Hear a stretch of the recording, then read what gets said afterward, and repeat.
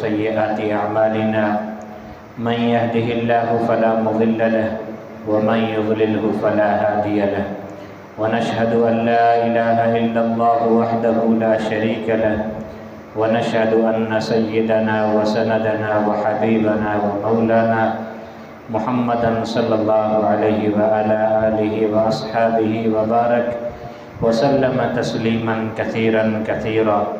अम्मा बअद फ़अऊज़ु बिल्लाहि मिनश शैतानिर रजीम। बिस्मिल्लाहिर रहमानिर रहीम। इन्नल्लज़ीना युबायिऊनका इन्नमा युबायिऊना अल्लाह यदुल्लाहि फ़ौक़ा अयदीहिम फ़मन नकथ फ़इन्नमा यनकुथु अला नफ़्सिहि वमन औफ़ा बिमा आहद अलैहि अल्लाह फ़सयु'तीहि अजरन अज़ीमा। वक़ाल तआला फ़ी मक़ामिन आख़र लक़द रज़ियल्लाहु अनिल मुअ्मिनीना इज़ युबायिऊनका तहता अश-शजरा फ़अलिम मा फ़ी क़ुलूबिहिम फ़अनज़ल अस्सकीनत अलैहिम व असाबहुम फ़तहन क़रीबा। वक़ाल अन्नबिय्यु सल्लल्लाहु अलैहि वसल्लम अरहमु उम्मती बि उम्मती अबू बकर व अशद्दुहुम फ़ी अम्रिल्लाहि उमर व अस्दक़ुहुम हयाअन उस्मान व अक़वाहुम अली इब्न तालिब रज़ियल्लाहु तआला अन्हु। वक़ाल अन्नबिय्यु सल्लल्लाहु अलैहि वसल्लम लिकुल्लि नबिय्यिन रफ़ीक़ुन व रफ़ीक़ी फ़िल जन्नति उस्मान औ कमा क़ाल अलैहि सलातु वस्सलाम। सदक़ल्लाह व सदक़ रसूलुहुन नबियुल उम्मियुल करीम व नहनु अला ज़ालिका लमिनश शाहिदीन वश्शाकिरीन वल्हम्दुलिल्लाहि रब्बिल आलमीन। दुरूद शरीफ पढ़ो। अल्लाहुम्मा सल्लि अला मुहम्मदिन व अला आलि मुहम्मद कमा सल्लैता अला इब्राहीम व अला आलि इब्राहीम इन्नका हमीदुम मजीद। अल्लाहुम्मा बारिक अला मुहम्मदिन व अला आलि मुहम्मद कमा बारकता अला इब्राहीम व अला आलि इब्राहीम इन्नका हमीदुम मजीद। मुंहिंजा मोहतरम अज़ीज़ दोस्तों ऐं मुसलमान भाइरो, अॼु 16 ज़ुल्हिज्जा आहे। सुभाणे न परी 18 ज़ुल्हज आहे। 18 ज़ुल्हज ते तारीख़ इस्लाम जो हिकु अज़ीम सानिहो, हिकु अज़ीम हादिसो पेश आयो आहे। हज़रत उस्मान गनी रज़ी अल्लाह तआला अन्हु जी शहादत जी सूरत में अॼु जेके अव्हांजे साम्हूं आयतूं तिलावत कयूं आहिनि या नबी सल्लल्लाहु अलैहि वसल्लम जूं हदीसूं अव्हांजे साम्हूं तिलावत कयूं आहिनि, उहे हज़रत उस्मान गनी रज़ी अल्लाह तआला अन्हु जे फ़ज़ाइल ऐं मनाक़िब जे हवाले सां आहिनि। कोशिशि कंदुसि त इंशाअल्लाह इन ई थोरे वक़्त में हज़रत उस्मान गनी रज़ी अल्लाह तआला अन्हु जी ज़िंदगी जे मुख़्तलिफ़ पहलुअनि ते मुख़्तसर रोशनी विझिजे। हज़रत उस्मान गनी रज़ी अल्लाह तआला अन्हु उहे ख़ुश नसीब सहाबी आहिनि जिन सभ खां अव्वल इस्लाम आंदो। नबी सल्लल्लाहु अलैहि वसल्लम ते आज़ाद मर्दनि मां सभ खां पहिरीं जंहिं इस्लाम आंदो वो हज़रत अबू बकर सिद्दीक़ रज़ी अल्लाह तआला अन्हु आहे। हज़रत अबू बकर सिद्दीक़ रज़ी अल्लाह तआला अन्हु मुस्लमान थियण खां पोइ जेके 7 साथी नबी साईं जी ख़िदमत में वठी आयो, उन्हनि 7 मां हज़रत उस्मान गनी रज़ी अल्लाह तआला अन्हु। क़ुरान मजीद में हज़रत उस्मान के अस्साबिक़ूनल अव्वलून मां कोठियो वियो आहे, यानी उहे इब्तिदाई सहाबी जिन इस्लाम जे इब्तिदाई दौर में कलमो पढ़ियो ऐं मुसलमान थिया। हज़रत उस्मान गनी रज़ी अल्लाह तआला अन्हु के ज़िन्नूरैन बि चयो वञे थो। ज़िन्नूरैन जो मतिलबु आहे ॿिन नूरनि वारो। ॿिन नूरनि मां मुराद नबी सल्लल्लाहु अलैहि वसल्लम जूं प्यारियूं ऐं लाडलियूं 2 धीअरूं आहिनि, बीबी रुकैया रज़ी अल्लाह तआला अन्हा ऐं बीबी उम्मे कुलसूम रज़ी अल्लाह तआला अन्हा। इन्हनि ॿिन्ही सां हज़रत उस्मान गनी रज़ी अल्लाह तआला अन्हु जो यके बाद दीगरे निकाह थियो आहे। पाण करीम सल्लल्लाहु अलैहि वसल्लम के हज़रत उस्मान एतिरा त महबूब हुआ जो बीबी रुकैया जी वफ़ात खां पोइ उम्मे कुलसूम रज़ी अल्लाह तआला अन्हा बि उनजे निकाह में ॾेई छॾियऊं ऐं फ़रमायूं त जेकॾहिं अञा बि मूं वटि वधीक धीअरूं हुजनि हा त उम्मे कुलसूम जी वफ़ात खां पोइ उहे सभु जेके आहिनि हिक ॿिए जे पोयां उस्मान जे निकाह में ॾींदो वञा हा। मूंखे इहा शइ महबूब आहे। पाण हज़रत उस्मान गनी रज़ी अल्लाह तआला अन्हु के ज़ुल हिजरतैन बि चयो वञे थो। ज़ुल हिजरतैन जी माना आहे 2 हिजरतनि वारो, यानी हिकु हिजरत कई आहे इस्लाम जे ख़ातिर हबशा जी तरफ़ सन 5 नबवी में ऐं ॿी हिजरत कई आहे मदीने पाक जी तरफ़ नबी सल्लल्लाहु अलैहि वसल्लम सां गॾु। हज़रत उस्मान गनी रज़ी अल्लाह ताला अन्हु जॾहिं बीबी रुकैया रज़ी अल्लाह ताला अन्हा सां गॾु हबशा जी तरफ़ हिजरत कई पे, उन वक़्तु पाण करीम सल्लल्लाहु अलैहि वसल्लम जिन फरमायो त हज़रत लूत अलैहिस्सलातु वस्सलाम खां पोइ वाहिद ही मुसलमान आहे जंहिं पंहिंजे घरवारी सां गॾु इस्लाम जे ख़ातिर हिकु मुल्क छॾी ॿियो मुल्क वसायो आहे। हज़रत उस्मान गनी रज़ी अल्लाह ताला अन्हु उन्हनि 10 सहाबियनि मां आहे जिन खे हिन दुनिया जे अंदरि ई पाण करीम सल्लल्लाहु अलैहि वसल्लम जन्नत जी ख़ुशख़बरी ॾेई छॾी हुई, जंहिंखे इस्लाम में इस्लामी इस्तिलाह में अशरा मुबशरा चयो वञे थो। यानी उहे 10 सहाबी जिन खे नबी सल्लल्लाहु अलैहि वसल्लम हिक ई मजलिस में जन्नत जो सर्टिफिकेट ॾेई छॾियो हो। हज़रत उस्मान गनी रज़ी अल्लाह ताला अन्हु हाफ़िज़ क़ुरान आहे, यानी उहे चंद सहाबा जिन खे क़ुरान मजीद यादि हो, उन्हनि मां हज़रत उस्मान गनी रज़ी अल्लाह ताला अन्हु बि आहिनि जंहिंजे सीने में मुकमल अल्लाह ताला जो क़ुरान ऐं कलाम महफ़ूज़ हो। हज़रत उस्मान गनी रज़ी अल्लाह ताला अन्हु खे उहा शहादत बि हासिल आहे जेका चंद सहाबा खे हासिल हुई, यानी उहे 7 कातिब वही जेके नबी सल्लल्लाहु अलैहि वसल्लम जे लथल क़ुरान खे पंहिंजनि हथनि सां लिखंदा हुआ, हज़रत उस्मान गनी रज़ी अल्लाह ताला अन्हु उन्हनि में बि शामिल हो। कातिब वही यानी क़ुरान मजीद लिखण वारा, क़ुरान मजीद जो आयतूं नाज़िल थींदियूं हुयूं, नबी सल्लल्लाहु अलैहि वसल्लम मुख़्तलिफ़ सहाबा मां हज़रत ज़ैद इब्न हारिसा, हज़रत उस्मान गनी, हज़रत अमीर मुआविया, अहिड़ा चंद सहाबी जिन खे क़ुरान मजीद लिखण जो ड्यूटी ॾिनल हुई त तव्हां पंहिंजनि हथनि सां क़ुरान मजीद लिखंदा कयो, जिन जे बारे में क़ुरान मजीद में आयल आहे फ़ी सुहुफ़ि मुकर्रमा बिअयदी सफ़रा किरामिम बररा, यानी उहे पाकीज़ा हथ जिन क़ुरान मजीद लिखियो उन्हनि जो बि अल्लाह तबारक व तआला तज़किरो कयो आहे सूरत अबस जे अंदरि। इस्लाम जे इब्तिदाई दौर में नबी सल्लल्लाहु अलैहि वसल्लम जे दौर में क़ुरान मजीद बाक़ाइदे हिकु सहीफ़े में हिकु किताब जी सूरत में महफ़ूज़ कोन हो। कंहिं सहाबी वटि कहिड़ी सूरत लिखी पई आहे, कंहिं सहाबी वटि कहिड़ी सूरत लिखी पई आहे, कंहिं सहाबी वटि कहिड़ी सूरत लिखी पई आहे, यानी हिकु ताक़ जे अंदरि क़ुरान मजीद बंदि कोन हो। हज़रत उस्मान रज़ी अल्लाह ताला अन्हु खे इहो एज़ाज़ नसीब थियो आहे जो हज़रत उस्मान गनी रज़ी अल्लाह ताला अन्हु पंहिंजे दौर ख़िलाफ़त में पंहिंजनि हथनि सां क़ुरान मजीद लिखियो आहे ऐं मुकमल सहीफ़े जे अंदरि महफ़ूज़ कयो आहे। जॾहिं क़ुरान मजीद सहीफ़े जी सूरत में महफ़ूज़ थी वियो तॾहिं दुनिया जे मुख़्तलिफ़ मुल्कनि मां इहे इतलाऊं आयूं हज़रत खे त सहाबा इकराम में इख़्तिलाफ़ थिए पियो, छो त क़ुरान मजीद हिकु लहजे में नाज़िल कोन थियो हो, मुख़्तलिफ़ लहजनि में नाज़िल थियो हो। चयो वञे थो त 7 लहजा आहिनि जंहिंजे अंदरि क़ुरान मजीद नाज़िल थियो आहे। जीअं असांजी सिंधी ॿोली आहे, सिंधी ॿोली जो अंदाज़ पंहिंजो पंहिंजो आहे। असीं हिते सिंधी ॻाल्हायूं था कची, लाड़ वारा पंहिंजे हिसाब सां सिंधी ॻाल्हाइनि था, उत्तर वारा पंहिंजे हिसाब सां सिंधी ॻाल्हाइनि था, त सिंधी मिड़ई सिंधी आहे, हिकिड़ी ज़ुबान आहे, पर उन जे ॻाल्हाइण वारनि जा अंदाज़ लहजा अलॻि अलॻि आहिनि। ईअं अरबी ॿोली त हिकिड़ी आहे, मुख़्तलिफ़ इलाइक़नि में उनजा लहजा अलॻि अलॻि हूंदा हुआ। त मुख़्तलिफ़ इलाइक़नि में जॾहिं सहाबी क़ुरान मजीद पढ़ंदा हुआ या इमामत में क़ुरान मजीद पढ़ियो वेंदो हो त पोयां सहाबी इख़्तिलाफ़ करे बीह रहंदा हुआ, चवंदा हुआ त नबी साईं जे मथां क़ुरान मजीद ईअं कोन नाज़िल थियो आहे जीअं तूं पढ़ी पियो।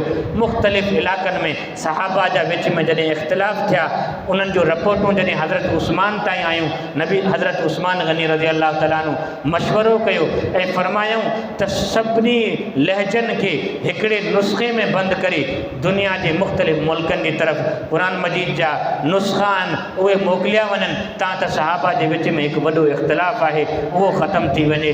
हज़रत उस्मान गनी रज़ी अल्लाह ताला अन्हु खे इहा सआदत नसीब थी जो हिकु जॻह ते सभिनी सहाबा खे विहारी करे क़ुरान मजीद जा नुस्ख़ा लिखाया, मुख़्तलिफ़ नुस्ख़ा लिखाई करे 8 नुस्ख़ा उन टाइम तयारु करे दुनिया जे 8 मुमलकतनि जे अंदरि क़ुरान मजीद जा इहे नुस्ख़ा मोकिलाया हज़रत उस्मान गनी रज़ी अल्लाह ताला अन्हु। त हीअं चवणु सही आहे त हज़रत उस्मान गनी रज़ी अल्लाह ताला अन्हु कातिब क़ुरान बि आहे, यानी क़ुरान मजीद लिखण वारो बि आहे नबी साईं जे दौर जे अंदरि। हीअं चवणु बि सही आहे त हज़रत उस्मान गनी रज़ी अल्लाह ताला अन्हु हाफ़िज़ क़ुरान बि आहे, यानी जंहिंजे सीने जे अंदरि क़ुरान मजीद महफ़ूज़ हो।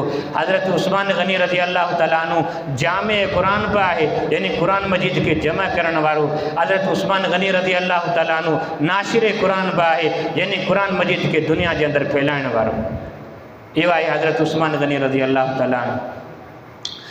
हज़रत उस्मान गनी रज़ी अल्लाह तआला अन्हु जे बारे में नबी सल्लल्लाहु अलैहि वसल्लम जिन फरमायो, यानी अशद हयाअन उस्मान, यानी हया जे अंदर सब खां वधीक जेकॾहिं सख़्तु आहे त हज़रत उस्मान गनी रज़ी अल्लाह तआला अन्हु आहे। रहम दिली जे अंदर सब खां वधीक सिफ़त जंहिंजे अंदर पाई वञे थी उहो हज़रत अबू बकर। अदल ऐं इंसाफ़ जे अंदर जंहिं शख़्सियत जे अंदर सख़्ती पाई वञे थी उहो हज़रत उमर फारूक रज़ी अल्लाह तआला अन्हु। ऐं जंहिं शख़्स जे अंदर हया जी सिफ़त सब खां वधीक पाई वञे थी उहो हज़रत उस्मान गनी रज़ी अल्लाह तआला अन्हु। ऐं नबी साईं फरमायो, उन शख़्स खां आऊं हया छो न कयां जंहिंखां अल्लाह जा फ़रिश्ता बि हया कंदा हुजनि। उहो सहाबी आहे जेको सन 6 हिजरी जे अंदर नबी सल्लल्लाहु अलैहि वसल्लम सां गॾु उम्रो करण जे लाइ आयो आहे। सुलह हुदैबिया जे मौक़े ते काफ़िरनि रुकावट विधी त तव्हांखे उम्रे करण जी इजाज़त नथी ॾिनी वञे। तॾहिं हज़रत उस्मान गनी रज़ी अल्लाह तआला अन्हु जे मथां नबी साईं एॾो वॾो एतमाद करी मुज़ाकरात जे लाइ मुशरिकीन मक्का जी तरफ़ मोकिलियो आहे। हज़रत उस्मान खे चई त मुज़ाकरात करई, असांजे विच में ठाह कराई, असांखे उम्रो कराइण जे लाइ का राह हमवार करा। हज़रत उस्मान वियो आहे, कुछ वक़्त जे लाइ उन्हनि नज़रबंद कयो आहे ऐं उन्हनि चयो त उस्मान जेकॾहिं अकेले उम्रो करणु चाहीं थो या तवाफ़ करणु चाहीं थो त तोखे इजाज़त आहे। फरमायूं, मुंहिंजो इमाम मके खां ॿाहिरि आहे, उन इमाम जे अदम मौजूदगी जे अंदरि ऐं उम्रो नथो करे सघां, का बि इबादत नथो करे सघां। जेकॾहिं उम्रे जी इजाज़त आहे त सभिनी खे ॾिनी वञे, जेकॾहिं न आहे त पोइ आउं अकेलो उम्रो नथो करे सघां। पोइ हज़रत उस्मान जे इन मौक़फ़ खे ॾिसी करे कुझु वक़्त जे लाइ उन्हनि नज़रबंद कयो ऐं उन वक़्तु अफ़वाह फैलिजी वई मुस्लमाननि जे अंदरि। कंहिं अफ़वाह फैलाई त हज़रत उस्मान खे जाम देरि थी वई आहे, अञा वापसी कोन मोटियो आहे, शायदि कंहिं क़तल करे छॾियो आहे। नबी साईं फरमायो, जेकॾहिं इहा ख़बर सही आहे त पोइ अचो मुंहिंजे हथ ते बैयत कयो त या त हज़रत उस्मान रज़ी अल्लाह तआला अन्हु जे क़त्ल जो बदिलो वठंदासीं या त पंहिंजे खून जूं नदियूं वहाईंदासीं। नबी साईं हथ अॻिते कया आहिनि ऐं उनखां पोइ सहाबा हथ मथे रखिया आहिनि बैयत जे लाइ, वादे जे लाइ। ऐं जॾहिं सभु सहाबा बैयत करी विया, आख़िर में नबी साईं पंहिंजो खाॿो हथ साॼे हथ जे मथां रखी करे चयो आहे त हीअ आहे उस्मान जे तरफ़ां हथ, ऐं पंहिंजे हथ जे मथां रखां थो, बैयत जे तौर ते रखां थो। यानी उहो उस्मान जंहिंखे नबी सल्लल्लाहु अलैहि वसल्लम पंहिंजो खाॿो हथ करार ॾिनो आहे। जॾहिं इस्लाम आंदई, नबी साईं जे हथ जे मथां बैयत कयईं ऐं गुज़िरियल गुनाहनि जे मथां इस्तिग़फ़ार कयईं ऐं उन हथ जी लॼ पूरी ज़िंदगी इहा रखियईं जो हज़रत उस्मान फरमाए थो, मूं पंहिंजो साॼो हथ कॾहिं बि पंहिंजी शर्मगाह ते कोन लॻाई। क़ुरान मजीद खे बि चवणो पियो, यदुल्लाहि फ़ौक़ अयदीहिम, जंहिं सहाबी जे लाइ तव्हां विढ़ण जो इरादो कयो आहे, इहे तव्हांजे हथ जे मथां सिर्फ़ु इन्हनि सहाबा जा हथ कोन्हनि। अल्लाह ताला फरमाए थो, यदुल्लाहि फ़ौक़ अयदीहिम, इन सहाबी यानी हज़रत उस्मान जे खून जे बदिले में आऊं बि शामिल आहियां, आऊं बि इन्हनि सहाबा सां गॾु विढ़ंदुसि। अल्लाह ताला फरमाए थो। ऐं उन्हनि सहाबियनि जी बाक़ाइदे सिफ़त बयानु थी आहे क़ुरान मजीद जे अंदरि, लक़द रज़ी अल्लाहु अनिल मुमिनीन इज़ युबाइऊनक तहत शजरती। अल्लाह ताला उन्हनि सभिनी सहाबा जी जमात खां राज़ी थी वियो जिन उन वण जे हेठां हज़रत उस्मान जे बदिले जे लाइ बैयत कई हुई ऐं वाइदो कयो हो त हज़रत उस्मान जे खून सां वफ़ा कंदासीं। उहो हज़रत उस्मान गनी रज़ी अल्लाह तआला अन्हु जॾहिं इस्लाम आंदई, इस्लाम खां अॻु में कामयाब ताजिर हो, कामयाब वापारी हो, कामयाब बिज़नेसमैन हो। मके पाक जो इन जी तिजारत जी, इन जे कारोबार जी जेका ॼार आहे मके खां वठी करे शाम ताईं ऐं मके खां वठी करे यमन ताईं फैलियल हुई। एॾो त वॾो कामयाब ताजिर हो। कामयाबी जो फ़क़ति राज़ इहो हो त कुफ़र जे दौर जे अंदरि बि कूड़ कोन ॻाल्हाईंदो हो, सचाई सां, अमानत ऐं दयानतदारी सां कारोबार कंदो हो। अल्लाह ताला कुफर जे दौर जे अंदरि बि हुन जे कारोबार में एॾी तरक़ी कई हुई। जॾहिं इस्लाम आंदई, इस्लाम आणण खां पोइ जेका बि मिल्कियत हुई, जेको बि पैसो हो, जेतिरो बि नफ़ो थींदो वियो पिए, ॿीणे खां टीणो, टीणे खां चौणो, एॾो नफ़ो थींदो वियो पिए, पर उन जे बावजूदि सभई उन जे हथ में ग़ुलाम हुआ, बांदियूं हुयूं, उन्हनि खां ख़िदमत कोन वठंदो, पंहिंजे हथ सां पाण कमु कंदो हो। जेका बि दौलत हुई, जेको बि मुनाफ़ो हो, इस्लाम आणण खां पोइ इस्लाम ऐं पैगम्बर इस्लाम जे मथां क़ुर्बान कंदो वियो। इस्लाम जे मथां जॾहिं बि मुश्किल वक़्तु आयो, हज़रत उस्मान गनी रज़ी अल्लाह तआला अन्हु कॾहिं बि 1 रुपयो वापसी कोन कयो, पोइते कोन कयो, लिकायो कोन, तव्हां तारीख़ खणी करे ॾिसो, सीरत उस्मान खे पढ़ी करे ॾिसो, जॻह जॻह ते नबी सल्लल्लाहु अलैहि वसल्लम खे ऐं इस्लाम जी अज़मत खे हज़रत उस्मान गनी रज़ी अल्लाह तआला अन्हु जी दौलत ऐं पैसे वॾो फ़ाइदो ॾिनो आहे। हर जुमे ते हिकु ग़ुलाम आज़ादु कंदा हुआ, जंहिं जुमे ते ग़ुलाम आज़ादु करणु विसरी वेंदो हो या कंहिं मजबूरी जे करे रहिजी वेंदो हो त अॻे जुमे ते 2 ग़ुलाम गॾु जो गॾु आज़ादु कंदा हुआ। नबी सल्लल्लाहु अलैहि वसल्लम हिजरत करी मदीने आया, उन वक़्तु नबी सल्लल्लाहु अलैहि वसल्लम खे ज़रूरत पई त असांखे मस्जिद जे प्लाट जी ज़रूरत आहे। आवाज़ो ॾिनऊं, आहे को दौलतमंद तव्हां में जेको मस्जिद जो प्लाट ख़रीद करे मूंखे ॾे ऐं उन जे बदिले में जन्नत वठे, नक़द ऐं कैश। उन वक़्तु हज़रत उस्मान उथियो आहे ऐं चयईं त हिन प्लाट जी क़ीमत छा आहे, ॿीणे खां चवणी वठो, मुंहिंजे महबूब खे प्लाट जी ज़रूरत आहे। मस्जिद नबवी तामीर थी आहे, क़यामत जे सुबुह ताईं जेके बि इबादतूं थींदियूं, सजदा थींदा, उन्हनि सभिनी जो सवाबु हज़रत उस्मान जे खाते में लिखियो वेंदो। हज़रत उस्मान गनी रज़ी अल्लाह तआला अन्हु उन वक़्तु बि दौलत लुटाई। जॾहिं मुस्लमान आया मदीने जे अंदरि, मदीने जा अॻे बि राहगू वीचारा परेशान हुआ पाणी जे लाइ। मदीने जे अंदरि पीअण जे लाइ फ़क़ति हिकिड़ो खूह हो जंहिंमां सभु मुस्लमान पीअंदा हुआ, पर उहो यहूदी जो खूह हो। यहूदी ॿीणे खां टीणी क़ीमत मुस्लमाननि जी मजबूरी मां ग़लति फ़ाइदो वठी करे गिलास जी क़ीमत एॾी लॻाईंदो हो जो आम माण्हू भरी कोन सघंदो हो। नबी साईं खे सहाबा ते तरस आयो, आवाज़ो ॾिनई, आहे को तव्हांजे अंदरि दौलतमंद शख़्स जेको हिन यहूदी खां खूह ख़रीद करे मुस्लमाननि जे हवाले करे ऐं उनखे जन्नत जो सर्टिफिकेट हिते ई ॾियां थो। हज़रत उस्मान उथियो आहे, यहूदी वटि वियो आहे, यहूदी खे चई त मूंखे खूह ॾे, नबी सल्लल्लाहु अलैहि वसल्लम घुरियो आहे, इन जे बदिले में मूंखे जन्नत मिले थी। यहूदी एॾी वॾी क़ीमत लॻाई जो उन वक़्तु हज़रत उस्मान अदा कोन पिए करे सघियो। उन वक़्तु हज़रत उस्मान चयो, चलो ठीकु आहे, पाण खूह जे अंदरि भाईवार आहियूं, अधु खूह तुंहिंजो अधु खूह मुंहिंजो, कुझु पैसा वठि ऐं मुस्लमाननि खे पाणी भरण जी इजाज़त ॾिनी वञे। फ़ैसिलो इहो थियो त हिकु ॾींहुं हज़रत उस्मान जा माण्हू या हज़रत उस्मान उन मां पाणी वापराईंदो, ॿिए ॾींहुं यहूदी भले पाणी विकिणे पियो त भले विकिणे। हज़रत उस्मान रज़ी अल्लाह तआला अन्हु जो जॾहिं वारो हूंदो हो तॾहिं सभु मुस्लमान ईंदा हुआ, पाणी पी करे वेंझी करे जानवरनि खे पीआरी करे अॻिए ॾींहं जे लाइ पाणी जमा करे छॾींदा हुआ। ॿिए ॾींहुं यहूदी अची करे खूह जे पासे में वेहंदो, केरु बि पाणी वठण जे लाइ ईंदो कोन हो, मखियूं मारींदो पियो हो। उन वक़्तु चंद ॾींहंनि खां पोइ यहूदी तंग अची करे हज़रत उस्मान खे चई त बाक़ी खूह बि तूं पाण वठि। ग़ज़वा तबूक जो मौक़ो आहे, नबी सल्लल्लाहु अलैहि वसल्लम ऐलान कयो आहे त ॾाढी ॾुखी जंग आहे, हेॾो 40 ॾींहंनि जो सफ़र आहे, असांखे मुल्क शाम जी सरहद ते वञी करे रोमियन सां विढ़णो आहे, लखनि जी फ़ौज आहे, गर्बियत जा ॾींहं आहिनि, सहाबा जा फ़सल पचनि पिया, असांखे सवारियुनि जी ज़रूरत आहे, असांखे कुझु पैसे जी ज़रूरत आहे, अनाज ऐं ख़ुराक जी ज़रूरत आहे। तॾहिं हज़रत उस्मान रज़ी अल्लाह, इहा उहा जंग हुई जंहिं जंग में हज़रत अबू बकर पंहिंजे घर जो सॼो धन दौलत पेश कई, हज़रत उमर पंहिंजे घर जो अधु हिसो जेको आहे सामान ऐं दौलत जो अधु हिसो नबी साईं जी ख़िदमत में पेश कयो। पर जॾहिं उस्मान जो वारो आयो, या रसूल अल्लाह, हिन वक़्तु मुंहिंजे फ़ाइदे में, मुंहिंजे मुनाफ़े में, मुंहिंजे कारोबार जी बचत में ही दौलत आहे, 900 ऊठ आहिनि, बोराब आहिनि, बोरनि जे अंदरि माल बि भरियल आहे, 1000 अशरफियूं आहिनि। या रसूल अल्लाह, दौरे दौलत में तव्हांखे ही जेका आहे ख़िदमत क़बूल पवे। नबी साईं जी झोली जे अंदरि अची करे थेलियूं खोलईं, नबी सल्लल्लाहु अलैहि वसल्लम जी झोली जे अंदरि हज़रत उस्मान जा दिरहम जॾहिं पिया, मिंबर ते वेही करे नबी सल्लल्लाहु अलैहि वसल्लम दिरहमनि खे हेठि कनि पिया, मथे कनि पिया, जीअं ॿारड़ो रमे थो। उन वक़्तु अल्लाह ताला जी तरफ़ नज़र करी नबी सल्लल्लाहु अलैहि वसल्लम हिकु दुआ घुरी आहे, इलाहुल आलमीन, अॼु खां पोइ इहो मुंहिंजी ज़ुबान जी लज रखजां, अॼु खां पोइ उस्मान जेकॾहिं को बि कमु करे उन जे मथां का बि गिरफ़्त न थिए। नबी सल्लल्लाहु अलैहि वसल्लम जिन फरमायो, मा ज़र्र उस्मान बाद हाज़ल यौम, अॼु ॾींहं खां पोइ उस्मान कुझु बि करे अल्लाह ताला जी तरफ़ां का बि गिरफ़्त कोन्हे।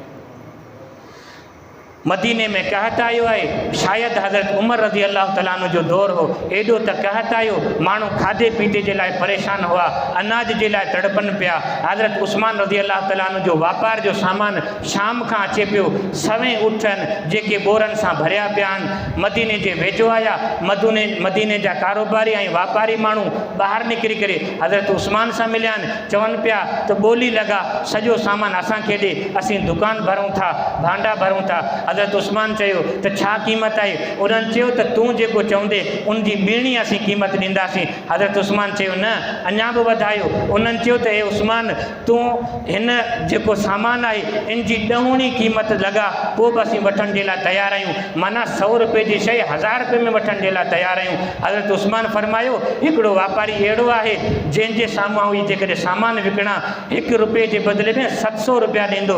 उन्हनि चयो त इहो कहिड़ो कारोबारी आहे जेको 1 रुपए जे बदिले में या हिकु शइ जे बदिले में रुपए वारी शइ जे बदिले में तोखे 700 रुपया ॾियण जे लाइ तयारु आहे। हज़रत उस्मान फरमायो उहो मुंहिंजो अल्लाह आहे। हिन अल्लाह जे रस्ते में मदीने जे ग़रीबनि जे मथां हीउ अनाज ख़र्च कयां थो, उहो मुंहिंजो अल्लाह क़यामत जे ॾींहुं मूंखे 1 रुपए वारी शइ जे बदिले में 700 रुपया वधाए करे मूंखे अता कंदो। इहो हज़रत उस्मान जो यकीन हो अल्लाह जे रस्ते में ख़र्च करण जे मथां। अॼु मुस्लमान सदको त रहियो, नफ़ली ख़ैरातूं त रहियूं, पर ज़कात बि हिन ख़तरे जे करे नथो ॾे त मथां माल घटिजी न पवे, ग़रीब न थी वञा, कंगाल न थी वञा। उस्मान जो यकीन उन मेराज ते पहुतल हो जो अल्लाह जे रस्ते में पूरे वापार जो माल पूरे मदीने वारनि जे मथां ख़र्च करे छॾियईं। नबी साईं ईद जी निमाज़ जे लाइ ॿाहिरि निकिरनि पिया। आयशा खे चयूं घर जे अंदरि का मिठाई या मिठी शइ तयारु कर, ओड़े पाड़े जा माण्हू ईंदा मुंहिंजे घर जे अंदरि सवाली थी करे ईंदा, उमेद खणी ईंदा। बीबी आयशा फरमायो या रसूलल्लाह अॼु हिकु खजूर बि कोन्हे खाइण जे लाइ, छा कयां? हज़रत उस्मान नबी साईं खां एतिरो त वाक़िफ़ हो, हज़रत नबी साईं खां एतिरो त वाक़िफ़ हो, ख़बर रखंदो हो त अॼु नबी साईं जे घर में शइ आहे या कोन्हे। नबी साईं ईद निमाज़ पढ़ण विया आहिनि। ख़ादिमनि खे हुकुम थियो आहे त नबी सल्लल्लाहु अलैहि वसल्लम जे घर जे साम्हूं उठनि जा बोरा लाही छॾियो। नबी साईं ईद निमाज़ पढ़ाई वापसी आया। ॾिसनि त घर जे अंदरि कई ताम तयारु थियनि पिया, कई फ़क़ीर आया आहिनि, उन्हनि जूं झोलियूं भरिजी निकिरनि पियूं। पुछा कयूं त हे आयशा हेॾी दौलत किथां आई? चई त या रसूलल्लाह तुंहिंजो ख़ादिम ऐं ख़लीफ़ो उस्मान आयो, मुंहिंजे घर जा सभु अंगण भरी हलियो। हज़रत उस्मान गनी रज़ी अल्लाह तआला अन्हु उहो सहाबी आहे। अम्मा आयशा फरमाए थी, रिवायत में अचे थो, अम्मा आयशा फरमाए थी मूं कंहिं बि माण्हू जे लाइ नबी साईं जा हथ एॾा मथे कोन ॾिठा दुआ घुरण जे लाइ जेका हज़रत उस्मान जे लाइ नबी साईं हथ मथे खयां। फरमाए थी हज़रत उस्मान जे लाइ जॾहिं नबी साईं हथ मथे खणंदो हो त बगलूं बि ज़ाहिर थी पवंदियूं। हज़रत अबू सईद खुदरी रज़ी अल्लाह तआला अन्हु फरमाए थो, रिवायत में अचे थो त हज़रत नबी सल्लल्लाहु अलैहि वसल्लम हिकिड़ी राति उस्मान जे लाइ एॾा त तड़पिया, सांझी जी निमाज़ खां वठी करे फजर जी निमाज़ ताईं हथ मथे कयूं, कॾहिं हेठि कोन कयूं। ऐं उन जे अंदरि फ़क़ति हज़रत उस्मान जी मग़फ़िरत जे लाइ दुआऊं कनि पिया, या अल्लाह उस्मान जो दर्जे खे बुलंद फरमा। ॿी रिवायत में अचे थो, बुख़ारी जी रिवायत आहे, हज़रत उस्मान खे नबी साईं घुरायो। हज़रत उस्मान खे नबी साईं फरमायो इन अल्लाह क़द ग़फ़र लक मा तक़द्दमत वमा अख़रत वमा असररत वमा आलनत।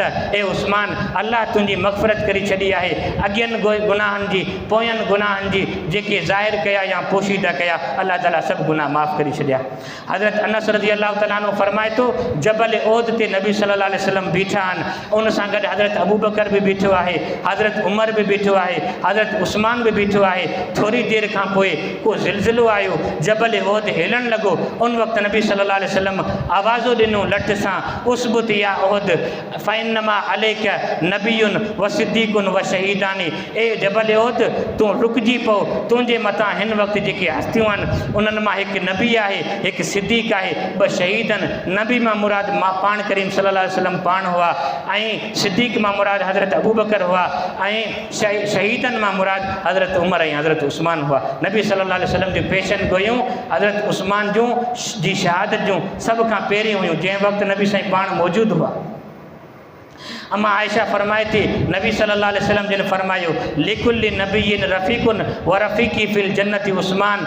हर नबी जे लाइ अल्लाह ताला हिकु साथी ॾींदो जेको जन्नत में उन सां गॾु रहंदो। नबी साईं फरमायो मुंहिंजो साथी जेकॾहिं जन्नत जे अंदरि हूंदो त हज़रत उस्मान हूंदो।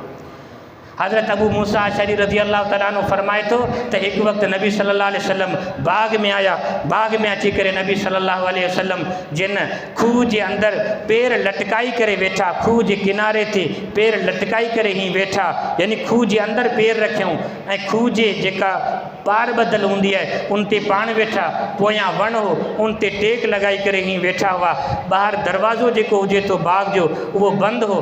कंहिं शख़्स अची करे दरवाज़ो खड़कायो ऐं हज़रत अबू मूसा फरमाए थो आउं पासे में वेठो हुउसि। मूंखे नबी साईं फरमायो त वञ दरवाज़ो खोल, जेको शख़्स मिले उनखे तूं सलाम कजां, अंदरि अचण जी इजाज़त बि ॾिजां ऐं उनखे जन्नत जी ख़ुशख़बरी बि ॾिजां। मूं दरवाज़ो खोलियो, अचण जी इजाज़त बि ॾिनी ऐं उनजे मथां सलाम बि कयो, जन्नत जी ख़ुशख़बरी बि ॾिनी। ऐं ॾिसां त उहो हज़रत अबू बकर सिद्दीक़ रज़ी अल्लाह तआला अन्हु हो। थोरी देरि खां पोइ वरी दरवाज़ो खड़कियो आहे। उन नबी साईं फरमायो ए अबू मूसा उथी दरवाज़ो खोल, जेको शख़्स अचे पियो उनखे अंदरि अचण जी इजाज़त बि ॾे ऐं उनखे जन्नत जी ख़ुशख़बरी बि ॾे, उनजे मथां सलामती बि कर। हज़रत अबू मूसा फरमाए थो इहे सभु मूं कमु कया ऐं ॾिसां त उहो हज़रत उमर हो। थोरी देरि खां पोइ वरी टे चकर दरवाज़ो खड़कियो आहे। नबी साईं फरमायो हा हाणे जेका शख़्सियत अचे पई इनखे जन्नत जी ख़ुशख़बरी बि ॾे, अंदरि अचण जी इजाज़त बि ॾे, सलाम बि कर उनजे मथां, पर उनखे इहा ॻाल्हि बि चवजां त तुंहिंजे मथां अलाह जी सभ खां वॾी आज़माइश ईंदी। ॾिसे त हज़रत उस्मान आहे अंदरि अचण जी इजाज़त घुरी, जॾहिं इहो ॿुधई त अलाह तुंहिंजे मथां वॾी आज़माइश आणींदो त उन वक़्तु हज़रत उस्मान फरमायो अल्लाहुल मुस्तान, अलाह मुंहिंजी मदद कंदो इंशा अल्लाह ताला। उहो सहाबी आहे जंहिं पंहिंजे दौर ख़िलाफ़त जे अंदरि एॾो त अमन अमन बहाल कयो हो जो अॼु इस्लाम जी तारीख़ बि गवाह आहे त हज़रत उमर रज़ी अल्लाह तआला अन्हु खां पोइ जेको अमन, आशिती, अदालत, इंसाफ़, ख़ुशहाली, तरक़ी जो जेको दौर हो उहो हज़रत उस्मान गनी रज़ी अल्लाह तआला अन्हु जो दौर हो। हज़रत उमर रज़ी अल्लाह तआला अन्हु पंहिंजे दौर जे अंदरि इस्लामी फतूहात कंदे कंदे 22 लख मुरबा मील ते इस्लामी सल्तनत खे फैलायो। जॾहिं हज़रत उस्मान इक़्तिदार में आया, हज़रत उस्मान खे ख़िलाफ़त मिली, उन वक़्तु हज़रत उस्मान महसूसु कयो त कुझु इलाइक़ा अहिड़ा आहिनि जेके नवां फतह थिया आहिनि, उते जा मुस्लमान बि ताज़ा आहिनि, थी सघे थो वरी कुफर जी तरफ़ हलिया न वञनि। हज़रत उस्मान गनी रज़ी अल्लाह तआला अन्हु वरी नई फ़ौज तयारु कई, नवां फ़ौजी दस्ता तयारु करे उन इलाइक़नि जी तरफ़ मोकिलिया ऐं उनखां पोइ जेको जिहाद शुरू कयो आहे, इस्लामी सल्तनत खे वधाई आहे। 22 लख मुरबा मील जे मथां हुकुमरानी करण वारो हज़रत उमर हो, 44 लख मुरबा मील जे मथां हुकुमरानी करण वारो हज़रत उस्मान गनी रज़ी अल्लाह तआला अन्हु। एॾी वॾी सल्तनत खे फैलायईं, पर अल्लाह जो नबी सल्लल्लाहु अलैहि वसल्लम जो सहाबी हो। नबी सल्लल्लाहु अलैहि वसल्लम इन जे बारे में पेशन गोयूं कयूं बि हुयूं। नबी साईं फरमायो त अल्लाह ताला तोखे कमीज़ पाराईंदो, उहा कमीज़ तूं कॾहिं बि न लाइजां। उहा कमीज़ तोखे लाइण जे लाइ कुझु माण्हू ईंदा, ज़ोर भरींदा, पर तूं उहा कमीज़ न लाइजां। कमीज़ मां मुराद ख़िलाफ़त जी कमीज़ हुई। हज़रत उस्मान उहो सहाबी आहे, चइनी ख़लीफ़नि मां सभ खां वधीक जंहिं ख़िलाफ़त कई आहे उहो हज़रत उस्मान गनी रज़ी अल्लाह तआला अन्हु आहे। 12 ॾींहं घटि पूरा 12 साल हुकूमत कई आहे, ख़िलाफ़त कई आहे हज़रत उस्मान गनी रज़ी अल्लाह तआला अन्हु। पर कुझु मुनाफ़िक़नि खां बर्दाश्त कोन थियो। उहे मुनाफ़िक़ जेके मिस्र में रहंदा हुआ, शाम में रहंदा हुआ, हज़रत उस्मान जे बारे में ग़लति फ़हमियूं फैलाई करे ऐं 700 जी फ़ौज तयारु करी मदीने जे अंदरि दाख़िल थिया ऐं उन्हनि वक़्तु बि अहिड़ो तयारु कयो जंहिं वक़्त में मदीने जा सभु रहाकू सहाबी हज जी तरफ़ हलिया विया हुआ, मके जी तरफ़। पोयां मदीनो ख़ाली हो, हज़रत उस्मान अकेलो हो। चंद घरवारियूं हुयूं जेके घरनि जे अंदरि हुयूं, औरतूं हुयूं या चंद सहाबी हुआ, उहे बलवाई आया, हज़रत उस्मान जे घर जे मथां घेरो कयूं। 40 ॾींहं घेरो कंदा रहिया ऐं न घर जे अंदरि राशन पाणी अचण जी इजाज़त हुई। हज़रत उस्मान तंग थी करे घर जी छित जे मथां बीह करे उन्हनि खे चयईं त ए ज़ालिमो, तव्हां खे ख़बर आहे इस्लाम जे अंदरि जेकॾहिं क़तल आहे जाइज़ आहे त 3 शख़्सनि जे ख़िलाफ़ क़तल जाइज़ आहे। हिकु उहो जंहिं कंहिंखे क़तल कयो हुजे, क़िसास जे अंदरि क़तल करणु जाइज़ आहे। नंबर 2 शादीशुदा हूंदे ज़िना कयो हुजे त रजम करण जी सूरत में क़तल जाइज़ आहे। ऐं टियों इहो इस्लाम खां फिरी करे मुर्तद थी वञे त उनजो क़तल जाइज़ आहे। मूं 2 कम कोन कया आहिनि, मूंखे क़तल करण जे लाइ छो तयारु थिया आहियो? उन्हनि चयो त तूं इस्तीफ़ा ॾे, ख़िलाफ़त खे छॾ। चईं त मुंहिंजे हबीब मूंखे चयो हो त ख़िलाफ़त जी कमीज़ अल्लाह तोखे पाराईंदो, जेसीं ताईं शहीद न थी वञे तेसीं ताईं इहा कमीज़ तोखे लाहिणी कोन्हे। ऐं कंहिं बि सूरत में इहा कमीज़ लाहिण जे लाइ तयारु न आहियां, ख़िलाफ़त खां दस्तबरदार थियण जे लाइ तयारु आहियां। उहो मज़लूम सहाबी हज़रत हुसैन रज़ी अल्लाह तआला अन्हु बि बेशक वॾो मज़लूम हो, पर उनजो पाणी 3 ॾींहं बंदि थियो हो। उनजो पाणी नहर फ़ुरात जो बंदि थियो हो। जंहिं नहर फ़ुरात जे अंदरि या ॿियूं जेके नहरूं हुयूं उन जे अंदरि हज़रत हुसैन रज़ी अल्लाह तआला अन्हु जो को वॾो हक़ कोन हो। हीउ उहो खूह आहे जंहिं खूह खां पाणी पीअण जे मथां मना कई पई वञे, बंदिश कई पई वञे, जंहिं खूह खे हज़रत उस्मान पंहिंजे खीसे सां ख़रीद कयो हो। उन मस्जिद नबवी जे अंदरि निमाज़ पढ़ण खां रोकियो पियो वञे, जेका मस्जिद नबवी हज़रत उस्मान पंहिंजनि हथनि सां ख़रीद कई ऐं ठाराई। हज़रत उस्मान गनी रज़ी अल्लाह तआला अन्हु खे घर खां ॿाहिरि निकिरण जी इजाज़त कोन पई ॾिनी वञे। हज़रत अली आयो, मिनतूं कई त बाबा तूं इजाज़त ॾे, फिदाई अची वेंदा, हीउ छा आहिनि, चंद माण्हू आहिनि, हितां निकिरी वेंदा, भॼाई छॾींदासीं। फरमाईं आऊं पंहिंजो खून त वहण बर्दाश्त करे सघां थो, पर मदीने जे अंदरि नबी साईं जे शहर जे अंदरि कंहिं मुस्लमान जो क़त्ल करणु मुंहिंजे लाइ जाइज़ न आहे, कंहिंखे क़त्ल करण जी इजाज़त कोन्हे। पोइ 40 ॾींहं उञूं बि रहियो, बुखियो बि रहियो। उञ लॻंदी हुई त क़ुर पढ़ंदो हो, बुख लॻंदी हुई त निमाज़ पढ़ंदो हो। इन करामती तौर ते हज़रत उस्मान जियो पे। जॾहिं फजर जी निमाज़ थी, जंहिं टाइम शहीद थियनि पिया, फजर जी निमाज़ खां पोइ क़ुर मजीद जी तिलावत कंदे कंदे आराम अची वियो। नबी साईं फरमायो त अॼु शाम जो रोज़ो इफ़्तार मूं वटि अची कजे। हज़रत उस्मान गनी रज़ी अल्लाह तआला अन्हु उथियान, गुस्ल कयूं, वरी नए सिरे ख़ुशबू लॻाए करे वेठा ऐं थोरी देरि खां पोइ अच्छा चौकीदारी ते हज़रत हसन ऐं हुसैन हुआ, नबी सल्लल्लाहु अलैहि वसल्लम जा ॾोहिटा, हज़रत अली जा पुट, शेर ख़ुदा जा पुटड़ा, इहे चौकीदारी ते हुआ। बलवाई जेके हुआ पोएं पासे खां दाख़िल थी करे, सुरंग मां दाख़िल थी करे अंदरि आया आहिनि। हज़रत क़ुर मजीद जी तिलावत कई पे, उन्हनि अची करे तलवार जा वार कया। सभिनी आज़मायो, पर हज़रत उस्मान जे तरफ़ हथु कंहिंजो वधे न पियो। पर हिकु बदबख़्त आयो जंहिं अची करे हज़रत उस्मान जे मथां वार कयो ऐं हज़रत उस्मान जे जेके रत जूं जेके फुहारा आहिनि उहे क़ुर मजीद जे सफ़नि ते लॻा। अलिफ लाम मीम सिपारे जो आख़िरी जेको पन्नो आहे उन जी आयत आहे सिबग़त अल्लाहि व मन अहसनु मिनल्लाहि सिबग़ा।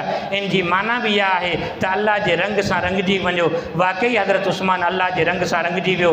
रत जा जेके फुहारा क़ुर मजीद जे मथां किरिया कि क़यामत जो ॾींहुं थींदो, कंहिंजी शहादत जी गवाही करबला जो मैदान ॾींदो, कंहिंजी शहादत जी गवाही जिहाद जा मैदान ॾींदा, कंहिंजी शहादत जी गवाही यमामा जो मैदान ॾींदो, कंहिंजी शहादत जी गवाही बदर जो मैदान ॾींदो, औद जो मैदान ॾींदो, हुननि जो मैदान ॾींदो, मुख़्तलिफ़ मैदान ॾींदा। पर ही उहो ख़ुशि नसीब साहबी आहे जंहिंजी शहादत जी गवाही क़ुर मजीद अल्लाह ताला जो कलाम क़यामत जे ॾींहुं पाण गवाही ॾींदो।